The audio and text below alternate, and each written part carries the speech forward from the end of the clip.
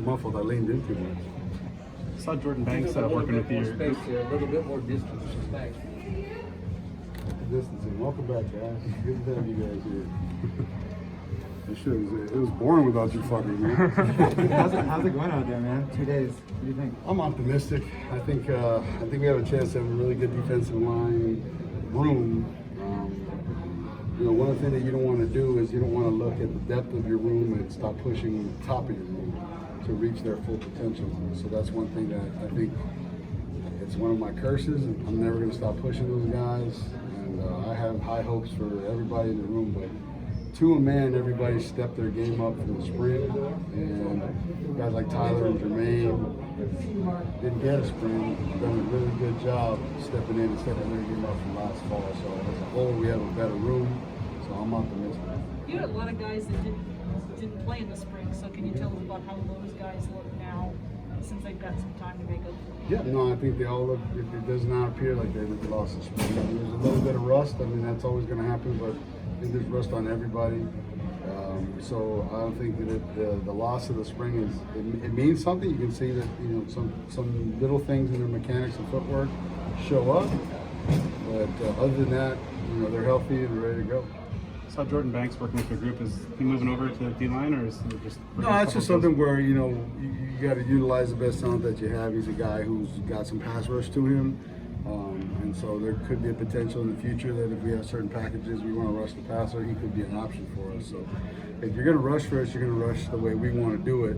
We want to all be on the same page, and we did the same thing with the Vikes, and Anthony Barr would come over and work with us periodically because we knew he's a guy that could be in those packages. So I always want those guys. The way we rush is a little bit different from everybody else, where they want to teach every individual.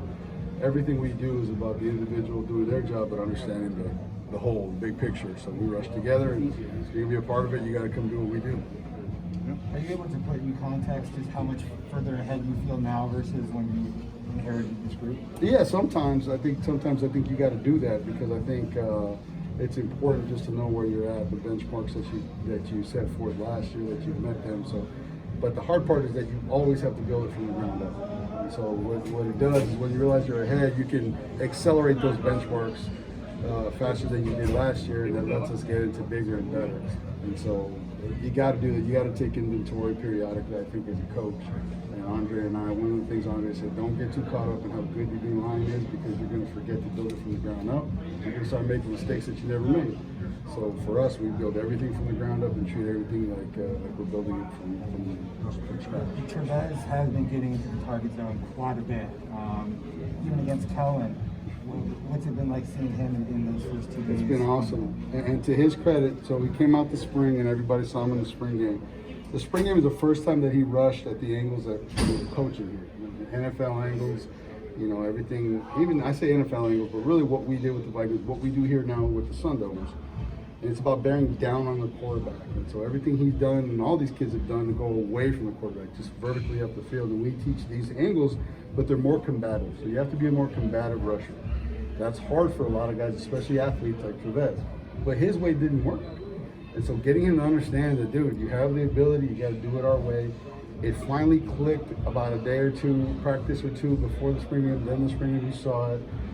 To his credit, we had talked, he worked it all summer, and you see it immediately. He's working the angles, he's doing it the right way. Still has some habits to break through, but he is light years ahead of where he was last spring. I'm way encouraged and proud of him to make it. It takes a lot of humility to take a step back and say, hey, I'm wrong, you're right. I'll do what you asked me to do. He's done that and put himself in a position to help us. So I think he's a way better player than he was in the spring. I'm starting to see that potential, because potential gets you fired, right? But potential, yeah, exactly. That's why I was ready. You don't always want a first rounder if they're not, if they're not humble enough to commit to what you're asking them to do. Because everybody's gonna get fired except for him. And then the defensive line, I mean, how big is it with the experience of the linebackers? How are they helping the growth of the defensive line too, working together as a unit? Man, I love our linebackers. I played linebacker back in the day. I got a lot of respect for the position, but those are guys I would love to play with. I got a lot of respect for all those guys, the way they handle themselves, the pride they take. But more than anything, you got some in the world. You have finesse linebackers who don't want to get dirty and don't care about the D-line. These guys care about their D-line. They get us lined up. we know that when we take on these blocks and fight for them, they're going to do the right stuff to take those blocks off of us. And so I think it's huge. I think the experience, and if I got into a fight today, I'm taking Black with me. We're gonna be out there. Butler and I are out there fighting. When I can say that about those guys, it makes me feel good. And everything we talk to our D-line is about us and making them right, sacrificing for them. And guys like that make it easy for us to sacrifice for them. Jermaine went through quite a bit in the last year personally. Just what are your kind of conversations with him about it as he's getting back out there?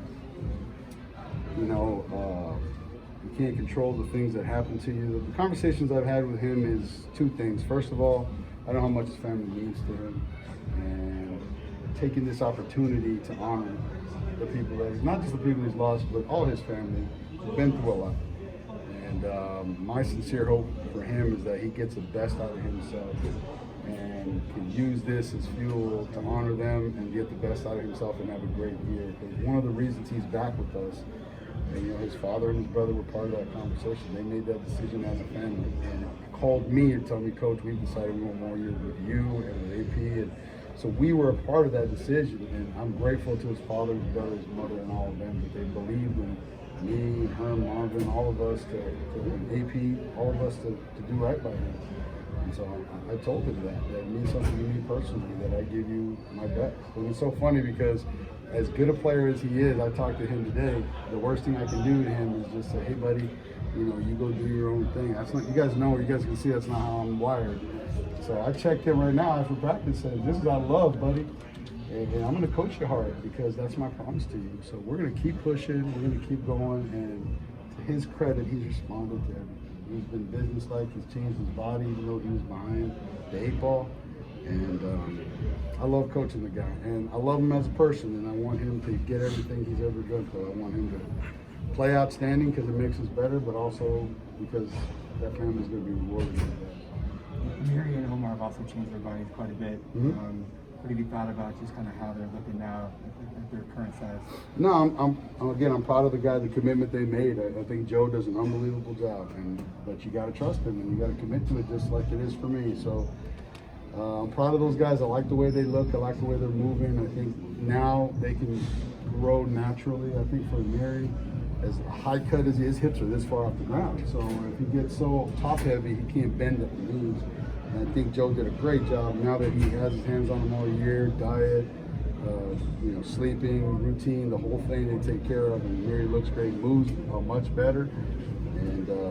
And Omar, to me, you know, looks as explosive as I see him. But the best part is he's committed to the technique as well. And he's done some outstanding stuff these last 2 days. Like anything, I'm proud of what they did. I'm proud of what they're doing. And those guys are now on a trajectory to just keep climbing them.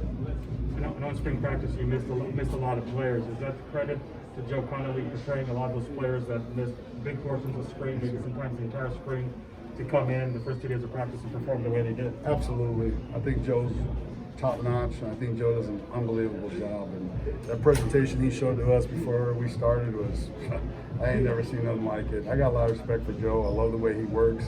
I love the way he pushes those guys. More than anything, I love the way he educates those guys. And so I always feel like there's 2 parts of coaching: motivation, education. And the guys aren't great teachers. They overdo it with the motivation, right? And they don't teach guys anything. And the guys are great teachers. There's a balance there. And I just see that, man. I've seen the best guys do it. And Joe's one of those guys, man. He's top notch, and he deserves all the credit for getting these guys ready, because it's hard for us coaches. We're control freaks. That's why we have ADD, and that's also why we have the worst attention spans. Try talking to a coach and look where his eyes go, right? But we're control freaks, man. We're used to talking. We're used to controlling things. So to be able to trust somebody like Joe and say, you got it. Let me know when you need me to chime in, but you got it. That's a hard ask for coaches. And I feel 100% comfortable giving them to Joe and saying, do your thing. And I think he deserves a lot of credit for that. I saw. Michael Matus was just saying that you had mentioned Brian Robinson's name to him about the role that he had with the Vikings and what that could play for him. What are your expectations for him and the trust that you're placing in him to advise the younger guys on this new line? You know, B-Rob was one of the best leaders I've ever been around. And his ability to think the game before playing the game, and helped the younger guys grow, made the whole room better. And I think that's the same with Michael Matus. And so part of coaching is not just playing the right players, it's empowering the right players. And Michael Matus is a guy that I'm really glad I stood up on the table with. Me and Marcus Lewis stood up on the table and said, this guy can play, he deserves to play. And thankfully, Marvin and the leadership trusted us because now we have a better room. And just like B-Rob, he did the same thing. He's made everyone around him better. And same thing, I'm pushing him as hard as anything. So the greatest gift I can give him is to take this foot here and put it on the gas. Because if I let up and say, gee golly, thanks for that work, I'm not pushing him anymore. But just like B-Rob, he wanted the straight dope. He wanted you to be truthful with him.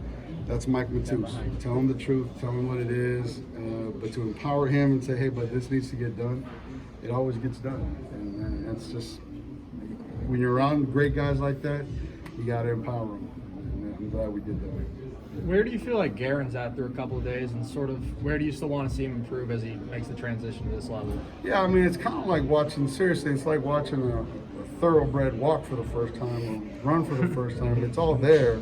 It'll be there.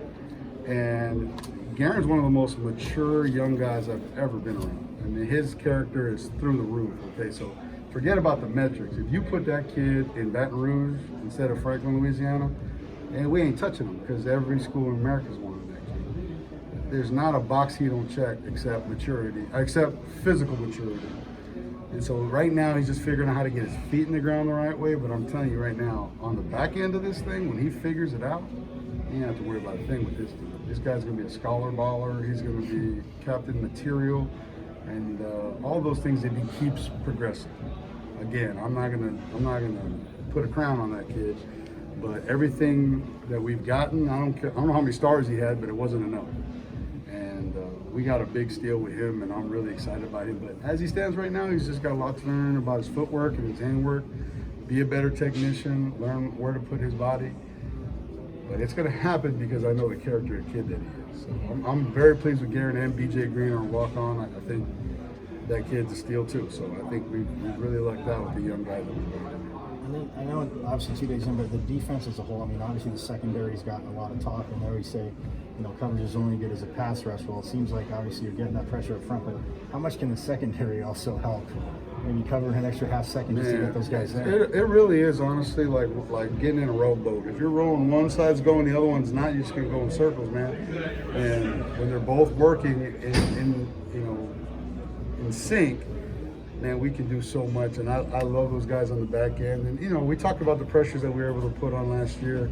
And we did. We got better as a defensive line, and we did do a good job getting pressure. But there's sometimes you get pressures and that ball's out, and it's caught, right? There's a lot of those pressures we got. That guy had to double pump. And in double pumps, that gives us opportunities to win and secure the tackle and get the sack. So those guys make us better. Like I said, I love our linebackers, love our DBs. And when you know you got those guys, you can cut it loose. And so as a play caller, AP can call some fronts where we get to cut loose. And so when we get those times, we got to look back at the defense and say, hey, thanks. If the coordinator doesn't believe in those guys, we can't get those calls. You know what I mean? You asked a question you didn't get to, bro. So go ahead, bro. I said, speaking of being in sync, Tyler Johnson, he kind of stopped you in the middle of a drill and asked you to sort of clarify some of your language, Yep. Not only for him, but for the rest of your room. What does it mean that these guys are trying to get things right and they understand sort of like the pressure is on this year? It means everything. And like I told you, look, hey, man, you guys seen a lot of coaches come through here, right? And they all hoot and holler and they scream and stuff. And they can put on the illusion that they're coaching, but coaching is teaching, and that's a direct quote from Mike Zimmer. Coaching is teaching, and Andre Patterson, we got to teach these guys. So I've been around head coaches that say, don't teach on the field, and I feel like you handcuff the coaches because I think when a mistake is made, it's that opportunity right then and there. They feel it, so you can tell somebody to do something, but when you make them feel it, it sinks in, man. It sinks in. So that's that opportunity. So I don't want to be that coach who doesn't create an environment where you can ask questions. I tell my players, you know, people say there's no such thing as a stupid question. Well, yeah, there is. There are stupid questions. I want you to ask stupid questions because even stupid questions get great answers. So we've created an environment where now we need to get Vez some singing lessons. But other than that, no, but we create an environment where we want questions, right? And if you tell those guys they're down for asking questions, then you dissuade them from doing it. I don't care when it is, where it is. Ask me the question. There's times where I do have to say, hey, not now. We got to get through this. But 99% of the time, I do everything in my power to make sure that we're coaching these dudes up, because you never know when the right way it's going to sink in. So every opportunity you have to say the right thing, say the right thing. Like I teach my guys, it's never too late to do the right thing. It's never too late to say the right thing.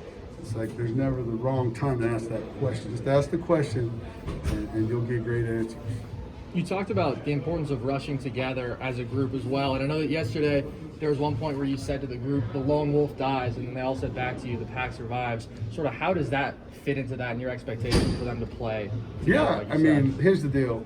For us, there's some of the greatest pass rushers that you've heard of, no offense, are selfish pass rushers. They get off the ball and they're thinking about their sack and their job. They make everybody's jobs harder. They'll jump into lanes without notifying guys, and now you have an unbalanced defense. They're doing their own thing. And if that guy's a great pass rusher, great, all right? But others suffer because of that one person. Everything we do is about the collective good. And so we just feed that fire. I actually got it from Tony. I'm a Game of Thrones guy too. Everybody knows Game of Thrones. But Tony Sperano had used that with his O-line. And I loved it. It's like, that's it. I want to be like the Starks, man. We're all going down together. You know what I mean? But everything that's built in the system with Andre Patterson, with myself, is all about you understanding your role within the scheme, like anything else. So pass rush is like anything else. It's like run fits.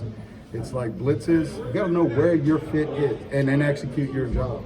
And when they do, guess what? They start to work off of each other. You got to see guys like Jermaine Lole worse up the field, and the troops work off of him and fit in and make it all right, because we understand the collective good. So you don't get caught up in your stuff.